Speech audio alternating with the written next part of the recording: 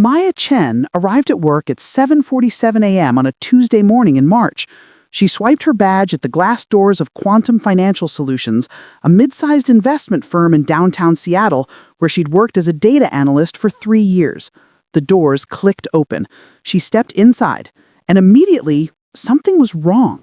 The lights were on, the computers hummed, coffee sat half-finished on desks, still warm, but there were no people. Not a single soul. Maya walked through the empty floor, her footsteps echoing off the polished concrete. Jackets hung on chairs, phones buzzed with unanswered calls. A presentation was frozen mid-slide on the conference room screen. It was as if everyone had simply vanished. She pulled out her phone, called her manager, straight to voicemail. Called her desk neighbor Jennifer, voicemail. Called Marcus from IT, voicemail. Every single contact, every single person, gone. Her hands started to shake.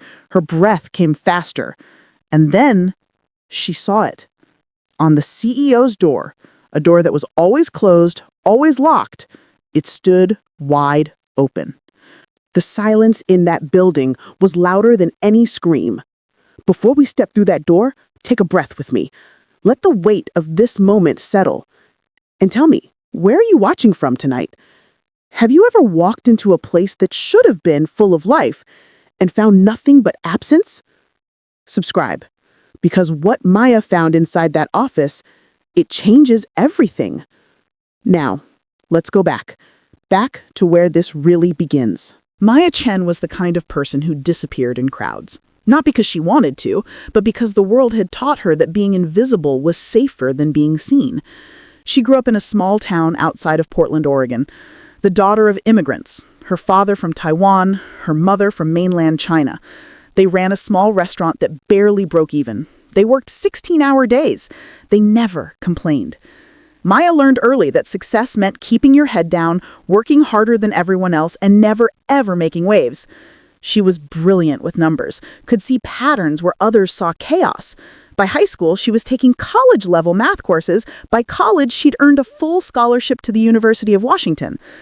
But brilliance, she learned, doesn't erase otherness.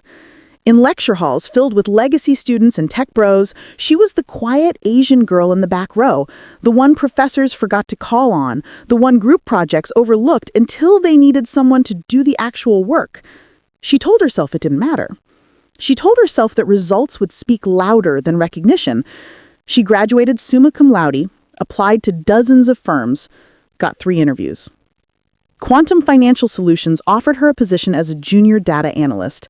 The pay was modest. The office was small. But it was a door, an opening. She took it. That was 3 years ago. In that time, Maya had done everything right. She arrived early, stayed late, took on projects no one else wanted, fixed other people's mistakes without taking credit. She built models that saved the company millions, created algorithms that predicted market trends with uncanny accuracy. Her work was brilliant, but Maya herself remained invisible. Promotions went to colleagues who took credit for her ideas.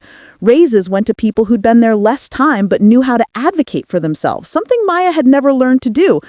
She watched as Brad, who'd started 6 months after her, became a senior analyst. She watched as Jennifer, who spent more time networking than working, got moved to a private office. She watched as Marcus, who openly played video games during work hours, received a performance bonus. And Maya? Maya stayed at the same desk, same title, same salary. Her manager, David Torres, was a smooth-talking executive who'd climbed the ladder through charm rather than competence. He had a habit of calling Maya into his office to pick her brain about complex data problems, then presenting her solutions as his own insights in meetings. Maya's great with the technical stuff. Real detail-oriented, very thorough. The praise was a cage. She was useful, indispensable even, but never quite worthy of advancement. Maya lived alone in a studio apartment in the International District. Small, affordable, quiet. She had few friends. Most of her college classmates had moved on to bigger cities, bigger opportunities. Her coworkers were pleasant, but distant. She was never invited to happy hours or weekend gatherings. Her parents called every Sunday. "How is work, Baba?" her mother would ask. "Good, Mama. Very good. Are they treating you well?" Yes, Mama. You work so hard. You deserve recognition. Maya would smile into the phone, swallowing the truth. Her father would add, remember, show them what you can do. Let your work speak. And Maya would nod in alone in her apartment and believe that if she just worked a little harder, stayed a little longer, proved herself a little more, eventually they would see her.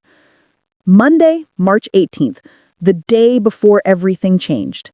Maya was working on a critical project analyzing the company's investment portfolio for potential risks. She discovered something troubling, irregularities in the accounts, patterns that suggested someone was moving money in ways that didn't make sense. She'd stayed until midnight on Friday documenting everything, sent a detailed report to David. No response. Monday morning, she tried again. Still nothing. By Monday afternoon, she went to his office directly. David was on the phone, laughing. He waved her away. Not now, Maya. It's important, the portfolio analysis. I said, not now. She stood there for a moment, feeling foolish, then retreated to her desk. At 4:47 p.m., company-wide email arrived. Mandatory all-staff meeting, Tuesday, March 19th, 7 a.m., conference room A. Attendance required, no exceptions. Maya read it twice. In 3 years, there had never been a mandatory 7 a.m. meeting. Something was happening. She went home that night with a knot in her stomach, barely slept, and arrived at work the next morning at 7:47 a.m., 17 minutes late, to an office that was completely, impossibly empty. Maya stood in the middle of the empty floor, her heart hammering. Think. The meeting. She'd been late to the meeting. Maybe everyone was still in conference room A? She hurried across the floor. The conference room was dark, empty. The presentation screen still glowed with that frozen slide, a generic corporate graphic about Q1 goals. She checked the break room. Nothing. The restrooms? Nothing. The stairwell? Nothing.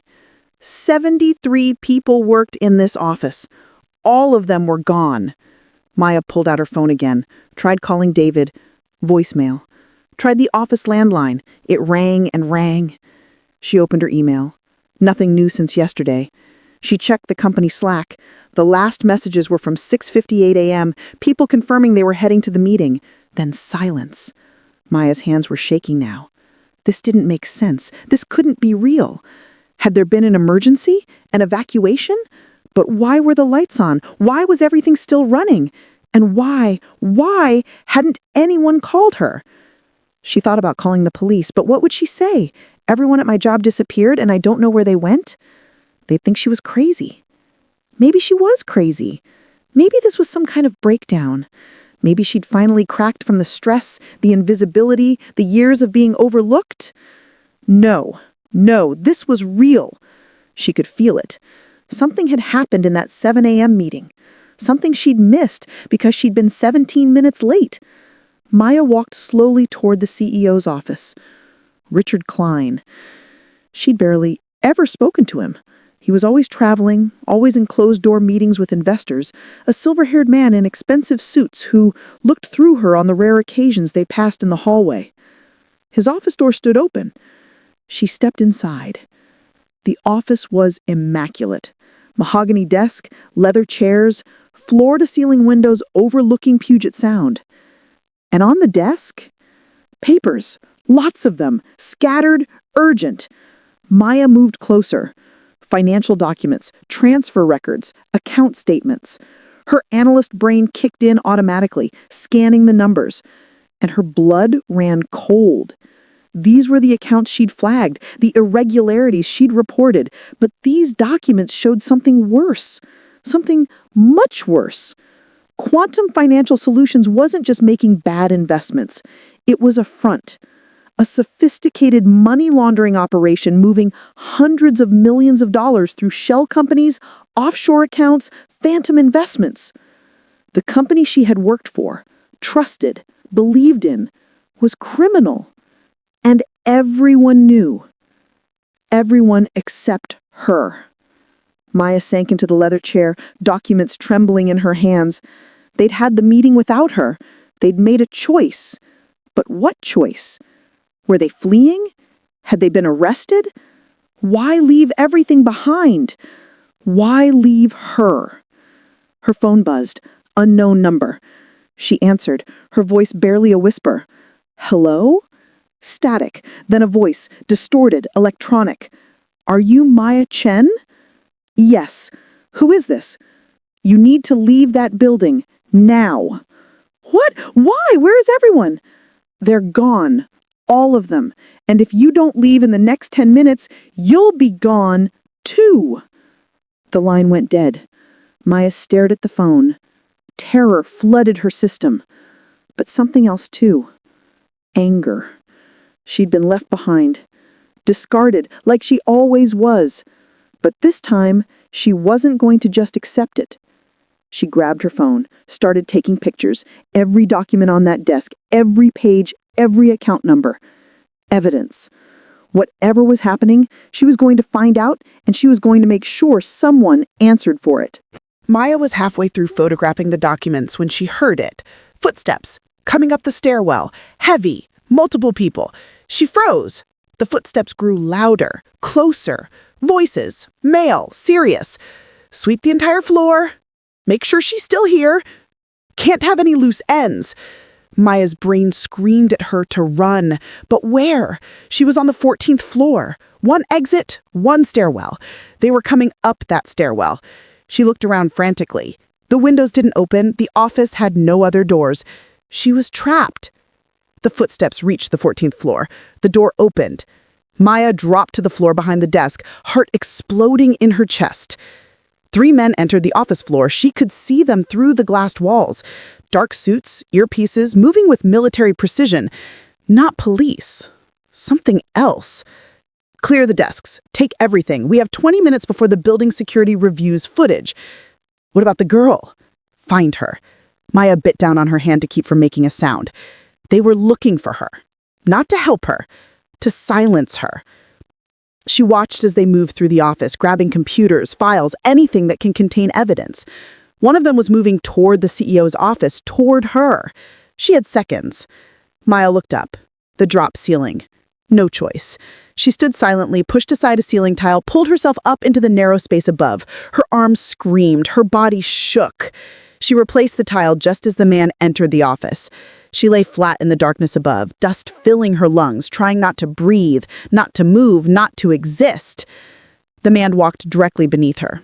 She could see him through the crack in the tile. Young, cold eyes, a gun visible beneath his jacket.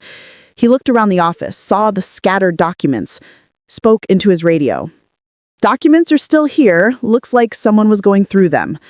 A voice crackled back. Find her. Now. Copy that. He left the office. Maya waited. 5 minutes. 10. She heard them searching, opening closets, checking bathrooms. She's not here. Check the security footage. Boss says no time. We need to clear out. Local PD is getting calls about suspicious activity. What do we tell him? That we cleaned the scene. If she was here, she's gone now. More footsteps. Descending. Then silence. Maya waited another 10 minutes, trembling in the ceiling before she dared to move. She lowered herself back into the office. The documents were gone. The computers were gone. Everything wiped clean. But Maya still had her phone, and on her phone, photos were everything. She ran. Down the stairs, out the emergency exit, into the gray Seattle morning. She ran 6 blocks before she stopped, gasping in an alley. Her hands were shaking so badly she could barely hold her phone. She pulled up the photos, scrolled through them. Account numbers, transfer dates, names. And then she saw it. One name that made her stop. David Torres, her manager. He wasn't just part of this. He was running it. The dates lined up with his tenure. The offshore accounts matched his access level.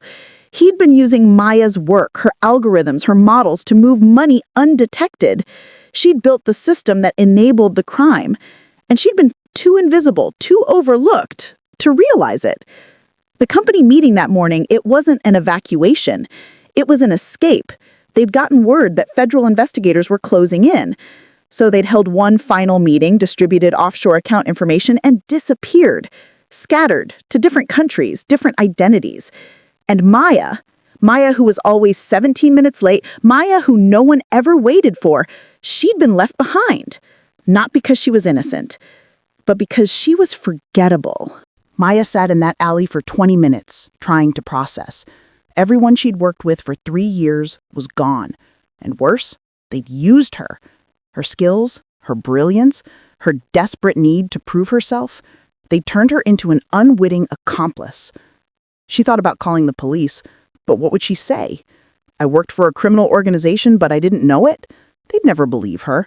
She had access to everything. Her fingerprints were on every model, every algorithm. She looked guilty. No, she was guilty, just too blind to see it. Maya stood on shaking legs, started walking. She didn't know where she was going, just away from that building, away from everything. She ended up at a coffee shop in Capitol Hill, ordered something, sat in the back corner. Her phone buzzed. Her mother. Maya stared at the screen, couldn't answer. What would she tell her parents? They'd sacrificed everything so she could have opportunities, education, success, and she'd wasted it all. Been used, discarded. The shame was crushing. Her phone buzzed again. This time, an unknown number. Text message. You have evidence. They know you have evidence. You need to disappear now. Maya's hands went cold. Who was texting her? She typed back, "Who is this?" 3 dots, then, "Someone who knows what they're capable of. Check your bank account." Maya opened her banking app.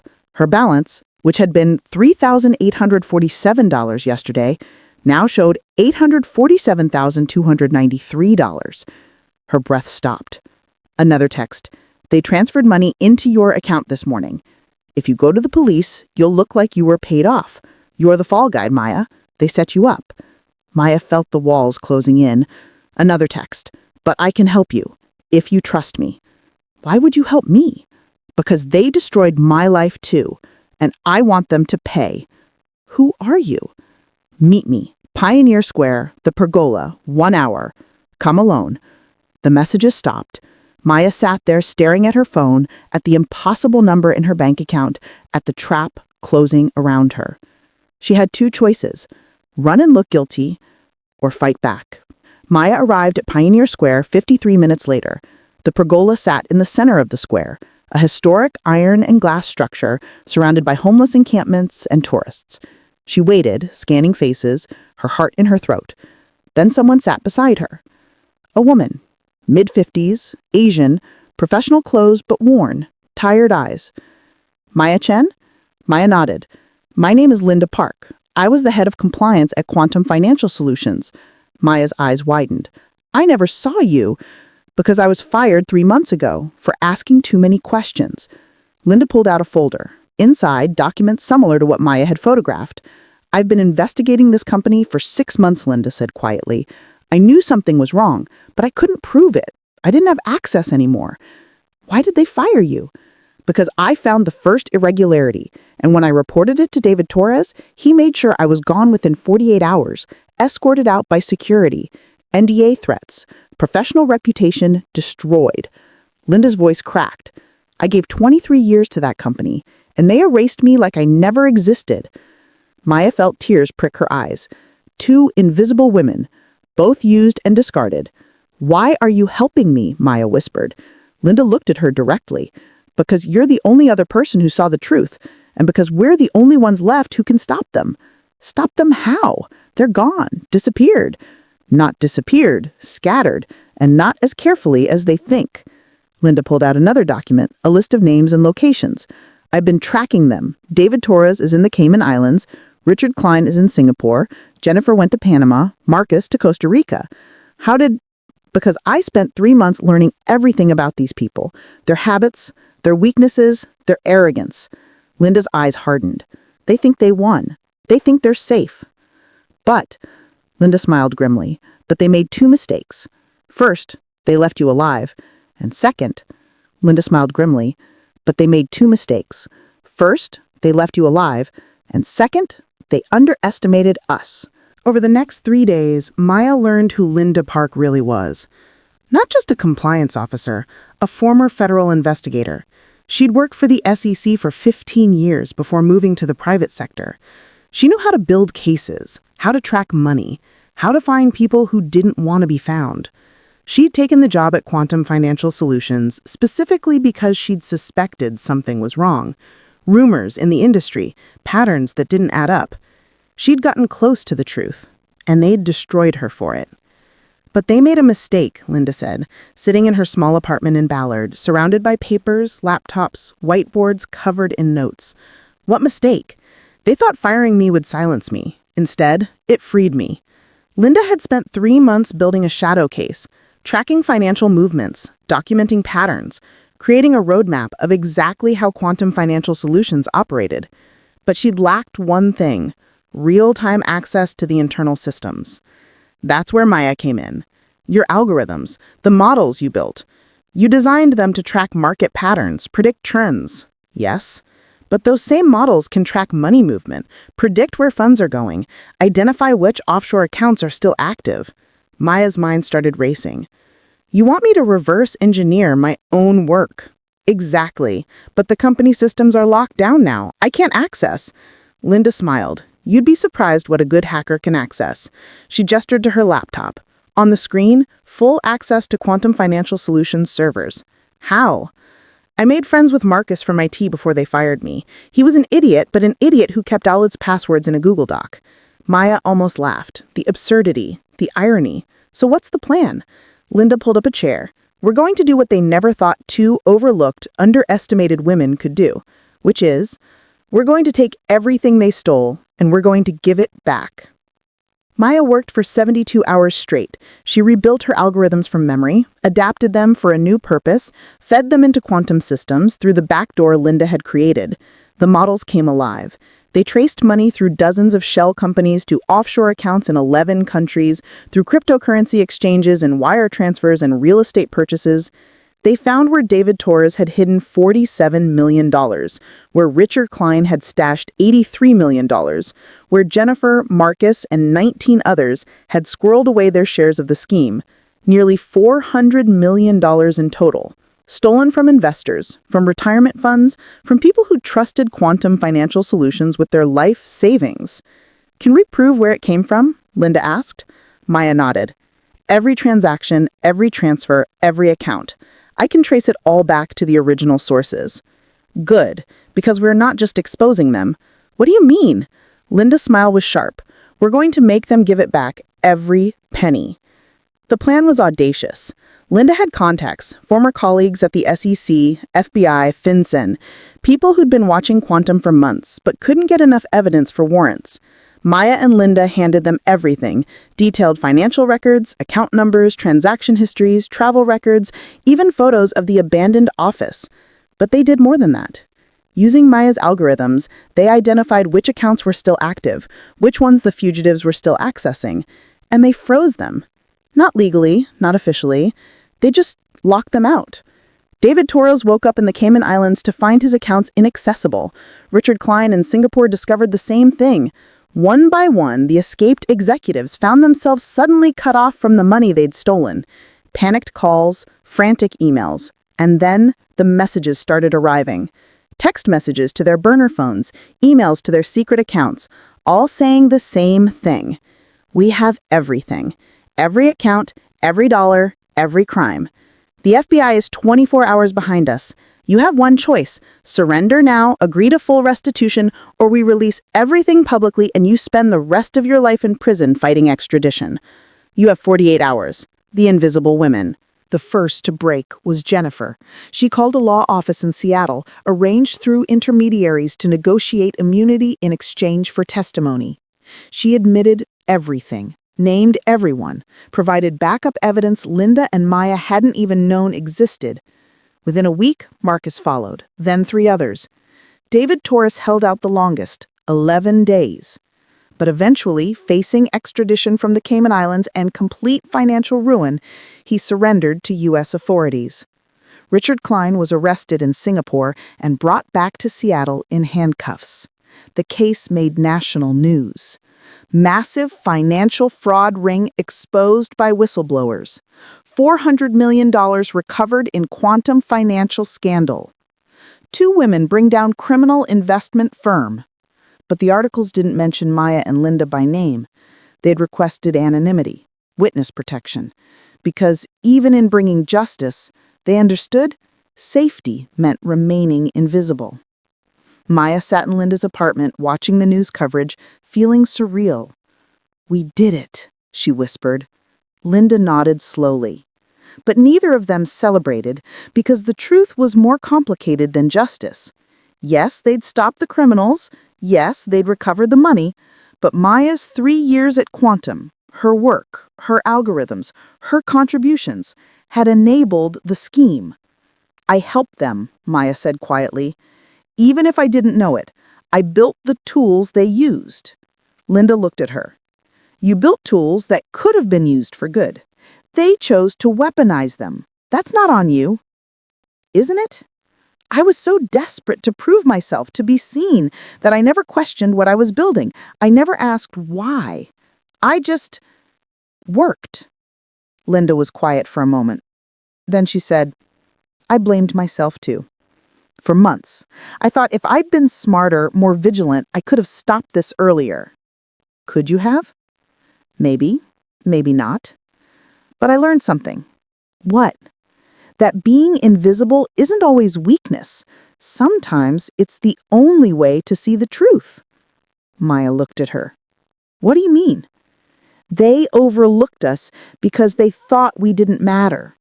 They forgot we were watching. And that mistake, that's what destroyed them." Linda smiled sadly. "We were invisible, so we saw everything." The next day, Maya received a call from the FBI. They wanted her to testify, explain the algorithms, help them understand exactly how the money laundering had worked. She agreed. But before she went, she did something else. She called her parents. Her mother answered on the first ring. "Bao Bao, we've been so worried. You haven't called. Are you okay?" Maya's throat tightened. "Mama, I need to tell you something." "What's wrong?" "The company I worked for, it wasn't what I thought. They were criminals. And I helped them without knowing it." Silence. Then her father's voice, on speakerphone. "Did you know what they were doing?" "No, Baba, I swear I didn't." "Then you did nothing wrong." "But I should have known. I should have seen." "Maya," her mother's voice was firm, "listen to me. You were young. You were trying to prove yourself. They used that against you. That doesn't make you guilty. It makes them predators." Tears streamed down Maya's face. "I'm sorry. I'm so sorry I wasn't smarter, wasn't better." "Stop!" Her father's voice cracked. "You were exactly what you needed to be. You were brilliant. You were honest. You were good. And when you found the truth, you didn't run. You fought back." "We are so proud of you," her mother whispered. Maya sobbed into the phone. "I love you both so much." "We love you too, Bao Bao. Come home. Let us see you." Maya nodded, though they couldn't see her. "I will. Soon. I promise." The trials took 9 months. Maya testified 3 times. Each time she explained in detail how her algorithms had been manipulated, how the financial models worked, how the money had moved. The prosecutors called her essential to the case. The defense tried to paint her as complicit, but the evidence was clear. Maya had discovered the fraud, reported it, been ignored. And when everyone else fled, she'd stayed and exposed them. The jury found all 17 defendants guilty on multiple counts. David Torres, 23 years. Richard Klein, 31 years. The others' sentences ranging from 8 to 19 years. The victims, over 300 investors who'd lost their retirement savings, received full restitution plus damages. $400 million returned. Families made whole. Lives restored. After the final trial, Linda and Maya stood on the courthouse steps. Media swarmed, but neither woman gave interviews. They'd already said what mattered. In the courtroom, on the record, under oath. As they walked away, Linda turned to Maya. What will you do now? Maya had been thinking about that for months. I don't know. I don't think I can work in finance again. After everything, Linda nodded. I understand. They walked in silence for a moment. Then Maya said, "What about you?" Linda smiled. "I'm starting a consulting firm, helping companies build ethical, compliant systems, making sure what happened to us doesn't happen to others. That's good. That's really good." They reached the corner. Time to go separate ways. Linda held out her hand. "Thank you, Maya, for trusting me, for fighting back, for being brave." Maya shook her hand, then pulled Linda into a hug. "Thank you for seeing me," she whispered, "for making me visible." When they pulled apart, both were crying. "Stay in touch?" Linda asked. "Always." 6 months later, Maya stood in front of a classroom at Seattle University. 23 students looked back at her, most of them young women, many of them first-generation college students, immigrants, people who'd been told they were quiet, detail-oriented, thorough, code words for invisible. Maya knew them because she'd been them. "My name is Maya Chen, and I'm going to teach you how to see patterns, how to analyze data, how to build systems that serve people instead of exploiting them." She paused. "But more importantly, I'm going to teach you how to question everything, how to recognize when you're being used, how to stand up even when you think no one will listen." One student raised her hand. "Is it true you brought down a criminal company?" Maya smiled. "I didn't do it alone, and I didn't do it by being loud or aggressive or traditionally powerful." "How did you do it?" "By being exactly who I was, by using the skills I'd developed, by refusing to stay silent when I saw something wrong." Another student, "But you were invisible. How did that help?" Maya considered this. "Being invisible meant they underestimated me. Being overlooked meant I saw things they thought no one was watching. And being considered unimportant meant that when I finally spoke up, no one saw it coming." She looked around the classroom. "Society teaches us that being invisible is bad, that we need to be louder, bolder, more aggressive to matter. But sometimes invisibility is a superpower because invisible people see everything. And when we finally choose to be seen, we change the world." The students sat in silence, absorbing this. Then, slowly, one started clapping. Then another. Then all of them.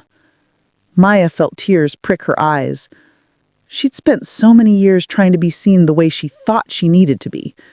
She'd finally learned to be seen as exactly who she was. That evening, Maya walked through the International District toward her new apartment. Bigger now, nicer, funded by the reward money the FBI had given her for her role in the case. Her phone buzzed. "Linda, how was your first day teaching?" Maya smiled as she typed back. "Perfect. How's the consulting business?" "Booked solid for the next 6 months. Turns out a lot of companies want to avoid becoming the next Quantum." "Good. Dinner this weekend?" "Absolutely." Maya pocketed her phone. She passed the restaurant where her parents used to work. It had closed years ago, replaced by a trendy faux spot. But the memory remained. Her parents, working 16-hour days, believing that if they just worked hard enough, their daughter would have opportunities. They'd been right, just not in the way any of them expected. Maya had learned that opportunities don't come from being the loudest voice in the room. They come from being the one who sees what others miss, from being brave enough to speak truth even when you're terrified, from refusing to stay invisible when visibility means justice. Everyone at Maya's job vanished overnight, except her. And at first, she thought that made her the victim. But she learned something better. Being left behind meant she was the only one left standing. Being overlooked meant she saw everything. Being invisible meant they never saw her coming. And in the end, the woman no one noticed became the one person no one could forget. Sometimes the people the world ignores are the ones who change it. Maya Chen was one of them, and she's not alone. If you've ever felt invisible, overlooked, underestimated, this story is for you. Because your invisibility isn't your weakness, it's your power. Use it.